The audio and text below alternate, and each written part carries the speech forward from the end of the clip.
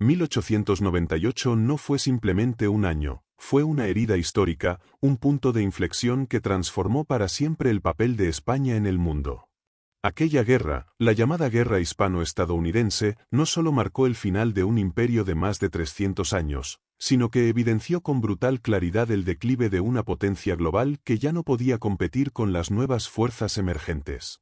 En este episodio desentrañamos cómo España perdió Cuba, Puerto Rico, Filipinas y Guam, porque sucedió, qué intereses estaban en juego, sobre todo, cómo aquel conflicto aún resuena en nuestra identidad y política exterior.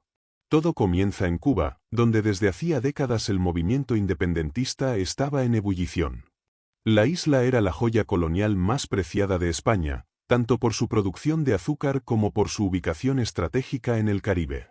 Pero también era un polvorín. Las tensiones entre las autoridades coloniales y los cubanos independentistas habían llevado a múltiples insurrecciones, la más importante la Guerra de los 10 años entre 1868 y 1878. Tras una aparente calma, en 1895 estalla una nueva guerra, la Guerra de Independencia cubana. En este contexto, Estados Unidos observa con atención, viendo una oportunidad geopolítica única para expandir su influencia en el Caribe y el Pacífico. Estados Unidos, que ya se perfilaba como potencia emergente, tenía motivos tanto económicos como estratégicos para intervenir. Empresarios norteamericanos tenían cuantiosas inversiones en Cuba y temían perderlas. Además, el ideario del Destino Manifiesto, esa creencia de que Estados Unidos estaba destinado a expandirse por el continente y más allá, chocaba con la permanencia de una potencia europea en su patio trasero. El detonante llegó en 1898, cuando el acorazado estadounidense USS Maine explotó en el puerto de La Habana. Aunque nunca se aclaró la causa real de la explosión, la prensa sensacionalista estadounidense, el llamado periodismo amarillo, aprovechó el incidente para culpar a España y encender la mecha del conflicto. La guerra fue corta, pero letal para España. En apenas 3 meses, las tropas españolas, mal equipadas y mal dirigidas, no pudieron hacer frente al poderío militar moderno de Estados Unidos. La derrota naval en Santiago de Cuba, sobre todo, la aniquilación de la flota española en Cavite, Filipinas, dejaron claro que el viejo imperio estaba obsoleto. El Tratado de París, firmado en diciembre de 1898, oficializó lo que ya era un hecho: España cedía Cuba, Puerto Rico, Guam y Filipinas a Estados Unidos. Se acababa el imperio, y comenzaba el largo proceso de redefinición nacional. Pero esta guerra no solo supuso una pérdida territorial, supuso una crisis existencial.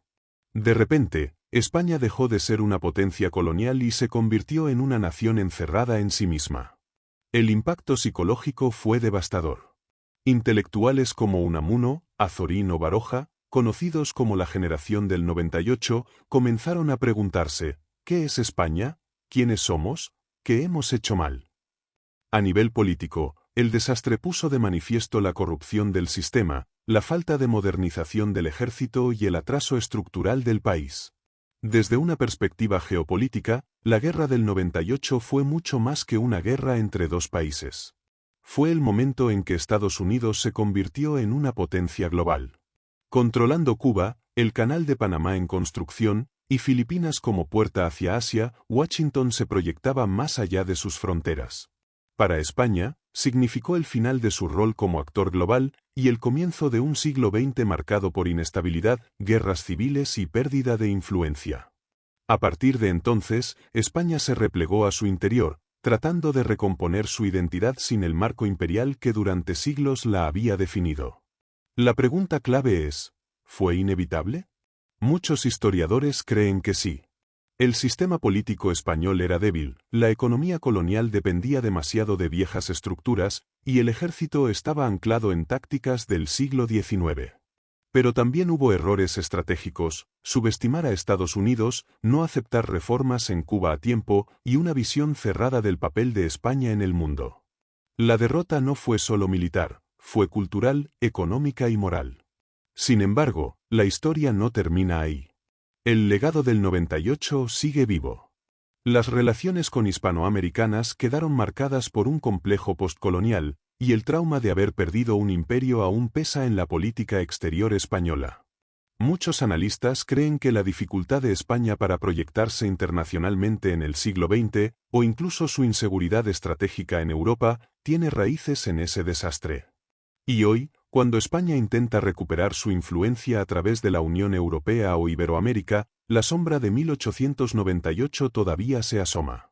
En conclusión, la guerra de 1898 fue mucho más que una derrota militar, fue un giro geopolítico que redibujó el mapa del poder mundial. Para España, fue el final de una era, pero también el inicio de una nueva etapa en la que debía replantearse qué país quería ser. Y esa pregunta, más de un siglo después, sigue sin tener una respuesta clara.